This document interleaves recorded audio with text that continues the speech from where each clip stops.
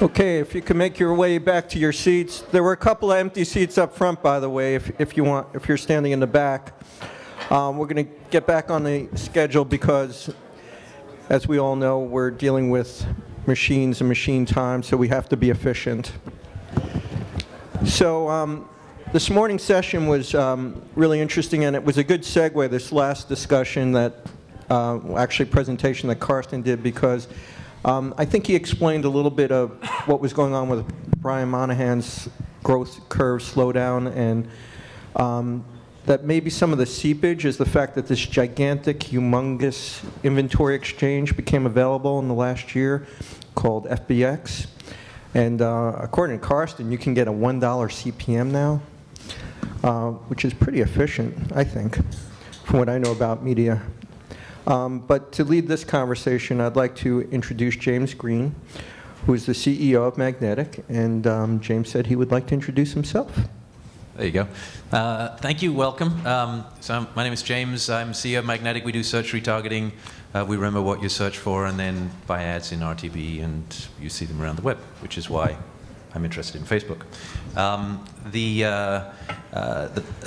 Before we start with the panelists, a couple of things I want to go through. Number one, an interesting thing about Facebook is that if you sign up to be on the exchange, you sign certain documents that say what you can and cannot say. So all of our clients here are directly connected to Facebook and buying every day in real time, and as a result, they have some legal obligations. So what I've asked them to do is if they run up against one of those things where they are not able to respond, I've asked them to say, I plead the fifth. So a couple of examples of that are they can't talk about the product roadmap. It becomes difficult if they start being critical. So when you hear the fifth, remember that's why.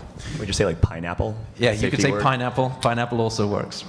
And then again, I'm going to get everyone to introduce themselves as well. But before we do, I'd love to understand our audience a little bit better here. So how many people in the audience are with brands, clients? All right, a couple of you. And agencies? Many more. And vendors who are selling to those people? About the same. And then of all of you, how many of you are already buying on RTB exchanges in general? Anyone not buying on RTB exchanges yet? No, one of you. So most of you have some experience. And of those people, how many of you are buying on Facebook today? In RTB, not the other kind of Facebook. Are any of you not buying on Facebook yet? Oh, there are. Okay, great. So hopefully that's helpful to everyone. Why don't you go through, say a little bit about each of yourselves, name, where you're from, and what you're doing on Facebook in less than 30 seconds. Sure. So I'll start. I'm Christina Beaumier. I'm with Xaxis. Xaxis is Group M WPP company. The industry knows us as a trading desk, although we hate that term. And essentially what we do is we aggregate demand across Group M's clients and use that demand to buy audiences wherever they are online. My role at Xaxis has actually just shifted, and I'm going to be focused on product development. My name is Adam Berke. I'm the president and one of the co-founders of AdRoll. The industry knows us as a retargeting platform, and that's the word that the industry uses. We think of it as helping brands leverage their first-party data in all sorts of interesting ways. We were one of the alpha partners of Facebook for the Facebook Exchange, and now have a little over 1,000 active advertisers using the platform. I should say that we work with a range of different size advertisers. We have self-service options for small guys, and then full-service, fully managed solutions for larger brands and agencies. So I always like to say people spend anywhere from $100 a month to $100,000 a month using the platform. My name is Brian Quinn. I'm with Kenshoo. I'm here in San Francisco. We are a platform for paid search and paid social. My responsibility in the company is I look after clients and partnerships in North and South America. And we really come at FBX in this conversation from a sort of social perspective. So we're doing a lot of the traditional type of buying on Facebook, if you can call it traditional. It's not that old. But more the marketplace side, and FBX is sort of new to all of us. So that's the sort of perspective that I'll bring here. I'm John Tuchtenhagen, VP GMD in media for Digitas, and also the media lead out here in our new San Francisco office. And we do, as a member of the Publicis Worldwide Group, we do a lot of activity on Facebook in every different way imaginable. So it's exciting to be here to talk about the exchange. All right, so let's get off with the questions. One of the things that I will offer to you guys, and whoever has the mic out there, please be ready, is as we go through each of these subjects, love you to ask questions, need you to be engaged. So I'm going to start you with, Christina, I'm going to give you the one easy question. The softball question has nothing to do with it. They're a big client of ours, nothing at all. Facebook, FBX, what is it? Dimensionalize it. Can anyone buy on it? Yeah, sure. So prior, and I like that you said traditional Facebook, because what is traditional Facebook? It hasn't been around that long. But prior to the launch of FBX, you could buy on Facebook using a couple of different ways. You could buy through their direct sales force. You could buy through a self-serve platform. Now, what was interesting about that is you could use any of the data within Facebook to do your targeting. So any of the profile information that people would have. What you couldn't do is you couldn't take data outside of Facebook and apply it to your buys within Facebook. That all changed when they launched Facebook Exchange. What Facebook Exchange is a direct link to buying platforms like demand-side platforms, where you can take data, third-party data from a client's own data management platform, and apply it to do targeting on Facebook itself. And we can talk a little bit about what that means in terms of how the creative is different and how it shows up in a different fashion. But so you're aware, it's not things that show up in the news feed like sponsored stories. It's on the side. So great. So let's go to our first question now.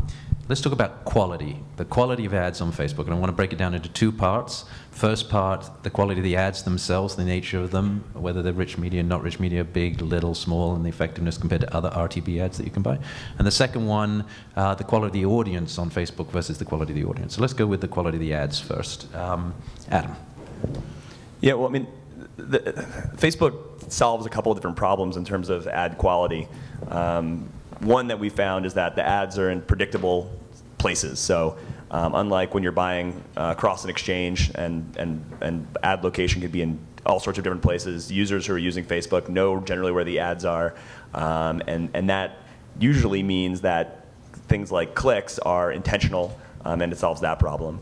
Secondly, ads are always above the fold. So from the predictability perspective, predictability perspective, that helps from a buyer's point of view as well, because you know where the ads are and you know they're going to be above the fold and you know they're going to be seen. You can solve for some of those problems across exchange buys via RTB, but is it going to be 5% wrong, 10% wrong, 15% wrong, 0% wrong in Facebook? And then the other interesting thing that we've realized from a behavioral perspective is that when people go to Facebook, it's usually because they don't have anything else to do. So it actually turns out to be a really nice time to re-engage people and make suggestions on other things they want to do. So the quality of clicks that we see coming from Facebook converts at a higher rate than we see generally across other exchanges. The clicks aren't accidental, and the person tends to have time on their hands. John, you want to talk a little bit about the media type as opposed to the audience? Sure. To add on to that a little bit, I mean, just one message on the quality is, to get an ad served on Facebook, a user has to be sort of logged in. There's authentication there. So I think, it also helps to understand that whereas in a lot of traditional display networks where all we might have is a cookie ID, on Facebook we have a verified identity. And identity is big in the world of Facebook advertising in a number of ways. But I think it also speaks to the quality of the ads and the sort of the understanding of the clicks and the conversions that we're actually getting as being a little bit more authentic. As far as the media type, so these are today they exist in the right-hand side of the page on Facebook. They are traditionally, they're web ads to be driven off-site. So, majority of the ads on FBX are intended to drive users off-site to a domain for some type of conversion. And, there's a good degree of creative control, whether it be image or copy, and some of the things we'll speak to later around the ability to kind of dynamically create those things. So those two things, one obviously that more predictable audience, and the other the quality of the ads. The ads themselves, though, that we heard on the previous panel that there are RTB exchanges that are moving, though most of the growth is still in sort of standard large banners. There's some movement into rich media and video and things like that. Is that available on Facebook? Well, it is available on Facebook. Within the exchange today, they're pretty simplistic ads on the right-hand side. What they're not, to your point, is they're not leveraging Facebook's massive trove of interest-based and demographics and actions targeting. They're also not feeding into the news feed, which is really available on mobile. So there's a lot of areas of FBX that do not exist today that, without speculating, there's a lot of data at play here that could change that drastically in the near future. So I have a couple more questions on this, but from you in the audience, and think about whether you have any questions here. So you've got a couple of thoughts. One, the quality of the audience on Facebook is demonstrably probably better than the quality of other exchanges because people are logged in, so you know that they're real people in real time. The type of ad is predictable, right? You guys got any questions about those two things, the audience, the quality of the ads? Anyone out there? Nothing. Then Christina, I'm going to go to you and talk about price. So a lot of people have been talking about price. Xaxis buys lots of ads in RTB all over the place. Talk to us about price on Facebook. Yeah, I mean, I think FBX. Right, and I think the what's interesting is it's always about supply and demand, right? And Facebook just as a single publisher has so many users using it every day. And not only are they logging in, but they're logging in and they're staying logged in. So that and every time you do a new action on Facebook, the ads are then refreshed. What this means from a supply standpoint is there's a lot of supply. And when there's lots of supply, the price goes, the price is pushed down, just simple laws of economics. So what we've found is the Facebook exchange, because it has such broad reach across the US population of internet users, and they're logged on so many, for such long periods of time throughout the day, it's a great way to reach that audience and to do so efficiently, because the pricing is what we've seen anecdotally so far has been very favorable.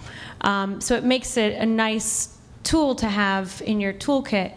I wouldn't say not the only tool, but a nice tool to have in the toolkit to really gain efficiencies within a broader plan.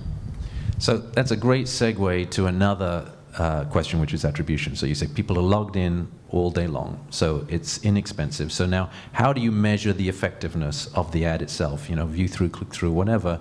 John, we haven't heard from you much yet. Talk to us a little bit about attribution on Facebook and how you should think about it and the pitfalls that you might run across. I think attribution is to mimic what some previous speakers have said as well. Maybe the most interesting sort of area for growth for certainly the industry.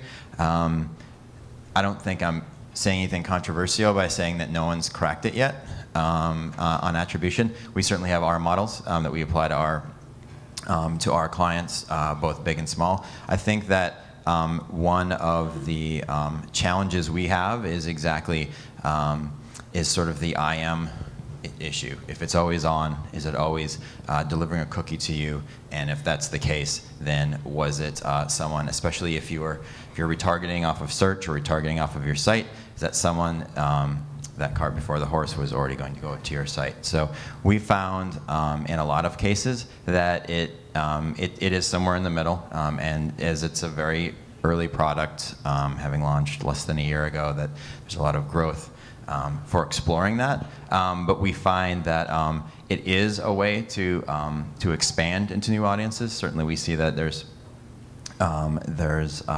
not a huge amount of duplication or overlap between what we see on the other exchanges and Facebook.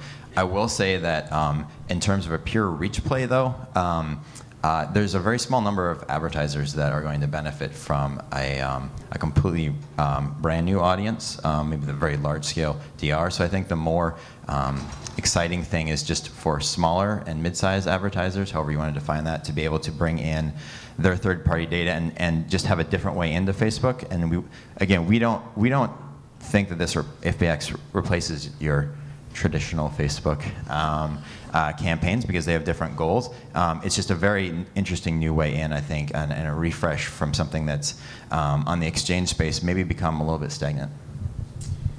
I would just add to the attribution conversation, because recency, chances are that someone had Facebook open at some point recently, and maybe they saw an ad and then they were going to do this action. So we find that attribution models that are focused on last click, last view, last touch are very favorable to Facebook Exchange. However, that's that may be flawed. And so what we do at Xaxis is we try to look at the full path, all of the touch points that we had with the user well before they came to Facebook or well before that ad showed up in Facebook. If that was a retargeting ad, what was the action that happened first? What were the touches that we had first? Did they see a video ad? Did they see an ad that we had in a more premium placement, et cetera? And then use that to right size the impact of FBX. And that's where I think it gets interesting and more challenging, because our natural inclination is to use the quick and dirty, easy, last touch model. But that may be, because of all the reasons that we've talked about, that may be sort of overweighting the impact of Facebook. Yeah, it's not the first time I've heard that idea, that the first ad ever shown is vastly more influential than the last ad ever shown, and yet we tend to value it in exactly the opposite way. So it's an interesting observation, and Facebook's always open, so it's often going to be last. Brian, talk to us a little bit about prices. It's cheaper. Is that always better? Well, we try to have our clients look at ROI and return on ad spend rather than the actual price. So that's the effort here. We see that the quality of the traffic, the ROI of the conversion is significantly better than in other types of display retargeting.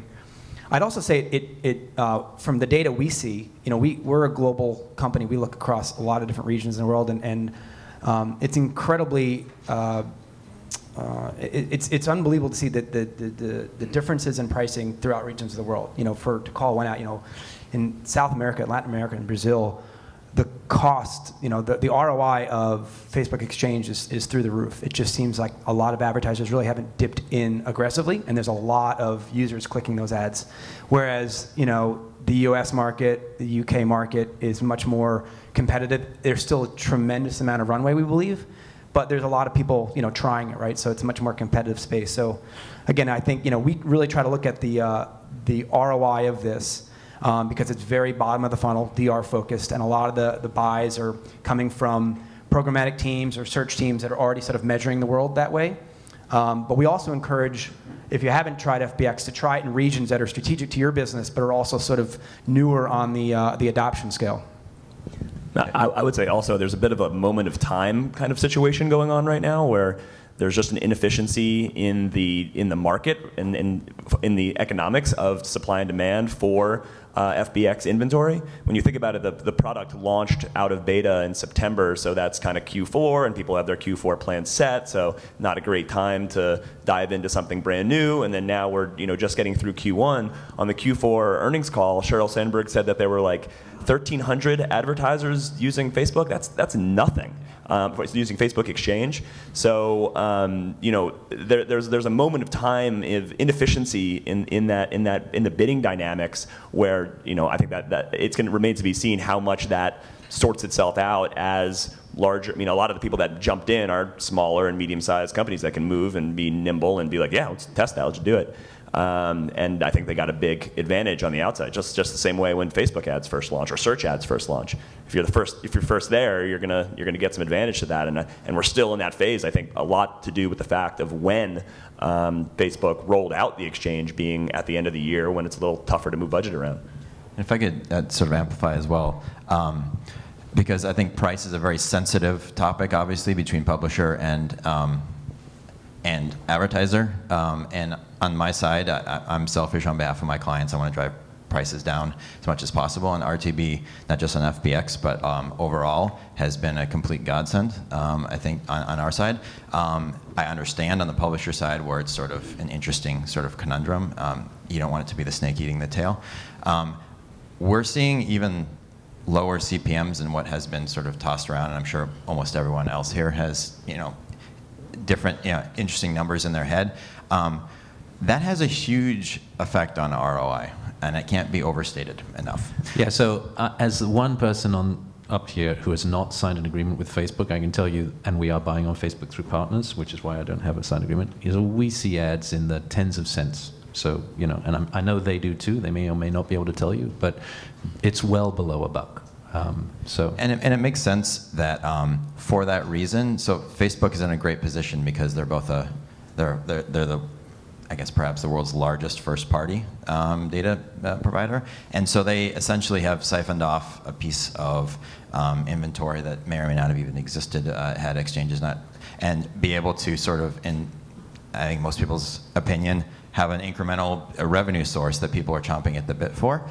I don't, but at the same time, they've been able to, I think, wall off in a very interesting way eating into their sort of more premium products. And I think that is something that the entire industry is and should be looking at from the publishing industry in terms of how you can do it. Again, they're in a pretty unique situation, but everyone is going to want to copy that because I'm not going to be able to get more likes. And that's another question we're going to get into, but the ability to, what you do in the Facebook exchange being different from what you want to do really socially, I think is an interesting, there's differences, and because of that, they can do price differences. So I was going to ask that question later, but as you brought it up, let's go there. So, you're buying ads on Facebook on FBX. Is that a social media strategy? I mean, showing up on a social network, is it a social media strategy? Anyone? I fundamentally believe that it is. And this is obviously an area of debate. I think we look at, what channel, if you will, within digital is the money flowing? Who's buying this? What teams are buying? I mean, a lot of FBX is tried. There'll be a portion of test budget from display. A lot of search marketers, really they could easily move some budget in and buy and measure conversions in the same light. A lot of companies say, hey, it's Facebook. Let's give it to the social media team. And I think it hasn't really found a home yet. And that's going to drive what kind of buy it is. We also, from an attribution standpoint, and again, as I said in the beginning, we look at FBX from a social perspective. So, we look at the owned media clicks, the clicks from a bit.ly within Twitter or an organic page post, and then a marketplace ad. Then you clicked on FBX, and maybe you converted in Google. What was the causality? Did the FBX need to be there? It's going to get last clicked. Can we simulate a different attribution model to understand what the real value of this is? And when we do that, when we have those kind of conversations with clients, it's absolutely a social area.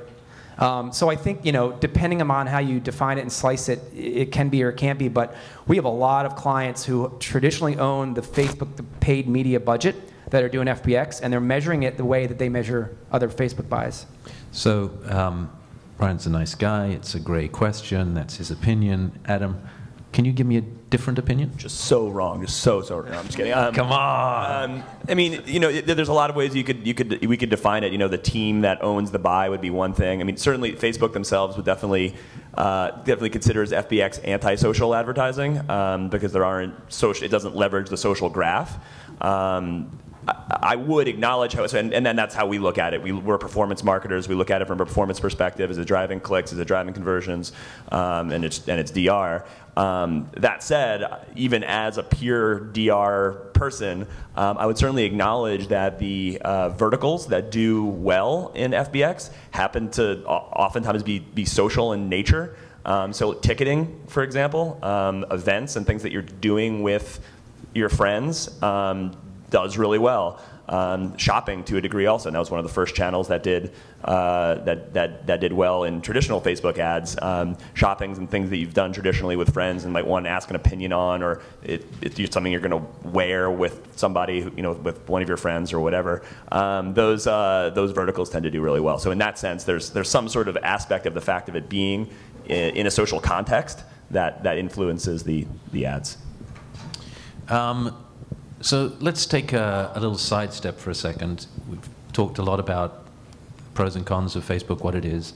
Let's talk about actual client examples. So I'm just going to go down. I'm going to start with you, Christina, and have all of you. I've asked everyone here to prepare an example of an actual client. Names may well be withheld, obviously, but an actual client who they've used on Facebook Exchange and what the learnings have been from that. Because I think we all do better with real concrete examples. So Christina, you first. Yeah, sure. So within the context of all of the marketers that we work with, we've found that the FBX platform lends itself better to performance-driven or DR-driven campaigns.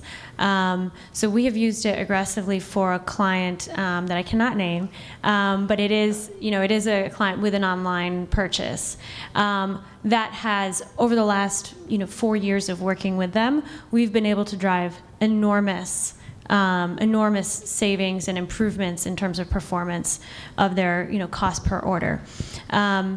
So we were using Facebook Exchange as a way to not only do retargeting, so if we'd seen them elsewhere and we could send them another message, as well as to do a type of retargeting which is basically focused on people who used to come to the site but no longer do, so lapsed users, to get them to come back. So we used it for retargeting, but then also for prospecting. So learning more, using third-party data to try to get even more new people to come to the site. And there, we had achieved such enormous gains in terms of CPO over the previous 4 years that incremental improvements were really went a long way. And with Facebook Exchange, in the first month, we achieved over 40% better CPO, which for our client was really huge. Now that's the new normal, so we need to sort of sustain it. And do you think that was? I'm gonna guess that a large portion of that was just cheaper inventory. Is that fair? Well, anytime I think it's a couple of things. I mean, it worked for sure, but yeah, indeed. Anytime if it's not click-through rate, typically our metrics will have some sort of price involved. So if it's tonnage or price, then FBX is a good tool. Like I said, it's one piece within the toolkit. So even for this client, it wasn't a Facebook-only campaign, but rather a full sort of funnel approach where FBX formed, sort of a portion of the buy, whereas the rest of the stuff was driving people towards that. Yeah, I mean, I already mentioned ticketing, and we do a lot of ticketing campaigns for events using dynamic creative, whatever the event is that's coming up. But in the spirit of what I was saying earlier about kind of smaller companies jumping in first, and to stick with the San Francisco brand, there's a company called Beta Brand in San Francisco that was very rapid to adopt a lot of this stuff. So it was using dynamic creative on Facebook, on FBX, in Q4, and their whole premise is having a high volume of new products they launched. They launched 2 or 3 products a week. So their primary channel had always been around email and emailing their kind of customers about new products that they've launched. And because they have so many new products launching, they have a huge variety of different things on their site. So being dynamic and personalized was really important. So not only did they see around CPCs that were half of what they were seeing in standard display. But then when they switched to dynamic creatives, and someone who's shopping for pants or different accessories that they have, you don't want to cross-pollinate those pools. They saw the CPCs get cut in half again. So just microscopic CPCs, and it's their top-performing DR channel. And this was all retargeting their own audience, or were they? Yeah. Yeah. So I mean, you can say what you can about the ability to scale, but when it's your best performing channel, you're going to dump everything you can into it. So I like to be in that position. Yeah. Awesome. So a client that I could talk about is Sears, and we've been, they're a client of ours from a search perspective, from a social perspective, the marketplace side, and now on FBX. And part of what they wanted to learn in working with us was the impact and the value of FBX and the equation of those three. So we're doing some interesting attribution things with this client. But we didn't start out of the gates, I think, in the best way. And I think some of the learnings we got out of it, now it's a success story that we're actually proud to talk about. But they were eager to get in early and understand and take advantage of these sort of first mover advantages. But we learned that using static creative and just getting back in front of a client because they're on the site didn't drive the returns that they had hoped. So what we ended up doing was a deeper sort of pixeling strategy to understand, is the user logged in or are they logged out? Are they returning or are they new? Were they at the product level or the product category level? Did they abandon a shopping cart? What actions, what milestones, like what was their behavior? And then with a product feed, so an inventory-driven XML feed, let's dynamically create an ad, get in front of them. So now we can say, okay, so you're in the men's section. We're not even going to show you what you clicked on. We're going to show you the best-selling product in that arena. And we have the ability now to change in a relatively quick amount of time the strategy because of the way we set it up. And so, although it's, what we tell our clients is, if it makes sense for the business, try to get in because this is going to change and you want to have some, experience under your belt, to really set this up in a thoughtful and intelligent manner, and not just to look at this as a very superficial new channel if you're going to plan to scale it. And as much as I don't agree with you on the social versus non-social buy, I do agree that retail and travel and sort of performance-driven verticals that are transactional in nature are what we see best performance on. Saving the best for last. So, yeah, and we've seen this across several clients, but one in particular that I can't name is I think very very typical. Meaning, they ran they added FBX in the fall and into first quarter, and as a part of an overall DR response mix. Anytime cost is factored in, it leaps to the top. It's number one. And I think that there are some anecdotal reasons. It's new. There's not a lot of advertisers into it. As you alluded to earlier, 1,300 is not a lot. But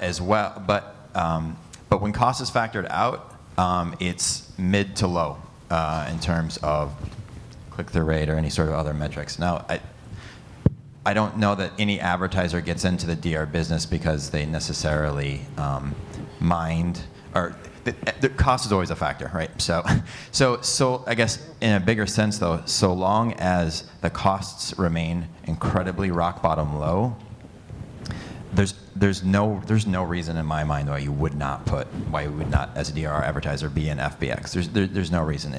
Your level can be debated, and that's all your attribution modeling and all that. But when you have the largest, now what is it, like 67% or 62% is of this inventory now is just Facebook now in terms of biddable inventory. That can be debated, but it's never So where do you go next, I guess, as a publisher? If you're already getting 10 to 50 cent CPMs, you're never really going to be able to move that needle up and for our models to work. So from a buyer's perspective, I'm absolutely giddy. I'm over the moon that there's another source of incredibly cheap, decently performing inventory when you factor the cost in is just doing absolutely excellent. But as we see that over time, oftentimes it erodes, so it's sort of a TBD. How much time have I got left? You have a You have a couple of minutes, but right. we should get to audience. All Maybe right, so I want to give Adam one more chance to disagree with everyone, and Easy, and then we'll go. easy, no problem. Don't use it. So just one thing that you mentioned to us, and you didn't actually give us the, I have no idea actually what you're going to say, but you mentioned you wanted to say something about reach. Oh, you know, I guess two things I kind of was thinking about on that. One of them I was going to be contrarian, and that from the point of view of reach, it's not quite as much of a godsend as we thought it was going to be now that we've started to dig into the numbers a little bit more. We just published some data last week, but actually on a cost per unique basis, standard display, other exchanges actually perform quite a bit better. Just on a reach perspective, cost per unique perspective, which was really surprising for us. And part of that, the other number that was surprising was that campaigns that we were running, that were running both on Facebook Exchange and standard display exchanges, the overlap was really tiny, like 8%. And we were like, what is going on there? And then when you start to look into the mechanism that leads to cookie matching for FBX, Facebook is only going to match you if that user was logged in that day at the same time as you try to match. So you're actually not matching quite as huge an audience as you think you are. So we've really been encouraging our clients, and also from an attribution perspective, to look at Facebook and standard display as two fairly incremental strategies. There's not a whole lot of overlap, and just because you serve 2, 3, or 4 impressions on Facebook doesn't mean you want to serve 2, 3, 4 impressions less in your 300 by 250 on a great publisher. So that's the only thing I wanted to say about that. Awesome. So it's good, clean inventory. It's they're real users. The stuff is standard. Interestingly, all of the examples were performance-driven advertisers. So if you're a performance-driven advertiser and you're not on Facebook, clearly you should be. Questions from the audience? Yes, over there.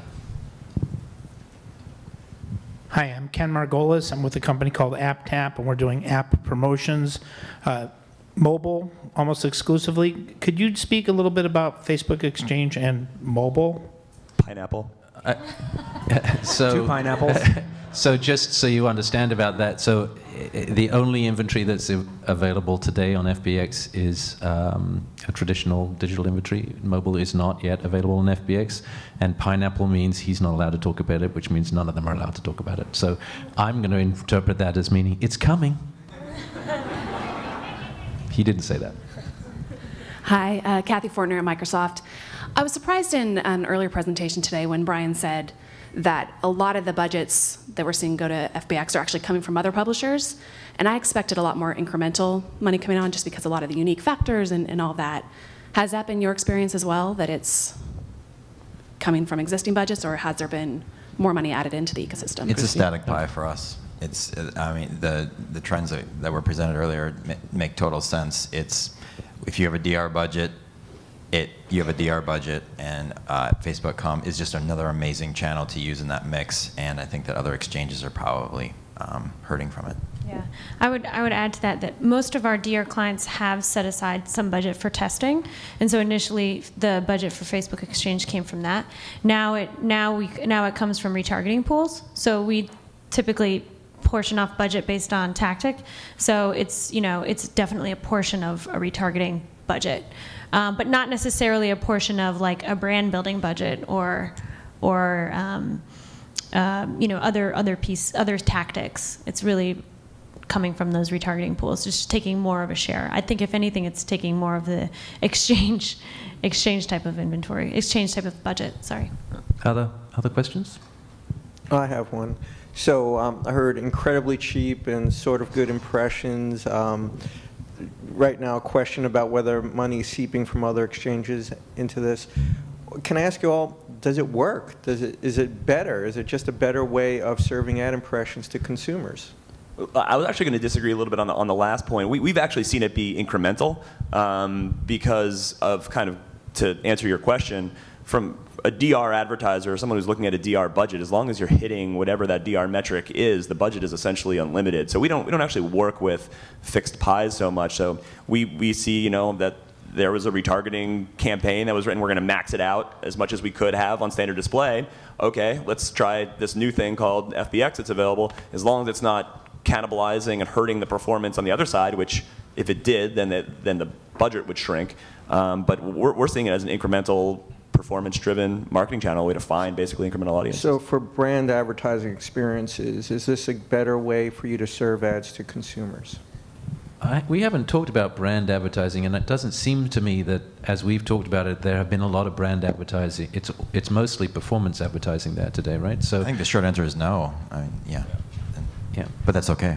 I mean, so it's so new that brand advertisers have just not been there yet. I mean, it's really, personally, I think that's an opportunity to use other data in other forms, but it's primarily the performance people who have dived in first. Yeah, I think it's another subject, but until there's better units and until there's better, you know. So I hear from other execs like you that there's always a lot of moving ground with FBX and Facebook and what they make available. When do you think other formats are going to become available, in particular native type ones in the feed? I have no idea, so I hope soon. No pineapple. And the rest of them will say pineapple. Okay, we have time for maybe one more question. By the way, do you all know that pineapple is a metaphor for a hand grenade? Okay, so let's blow this up. Yikes.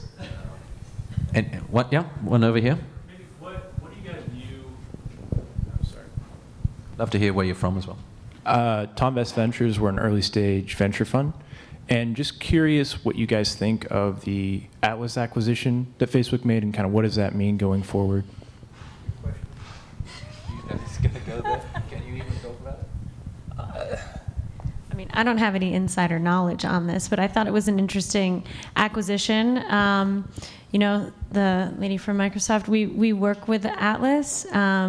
Unfortunately, we've not seen a lot of you know, investment in Atlas, so initially was sort of confused by the acquisition, but I think it means that they're gearing up to be a bigger player in this game. You know, what does it mean? Where are they going to be applying it? I really don't know, but it was, you know, interesting, confusing, but they must have a reason for it, so we'll wait and see. Hook it up with the earlier statement that it's the world's largest first-party data management platform. So anyway, I think we're good now, but thank you so very much. That was very insightful.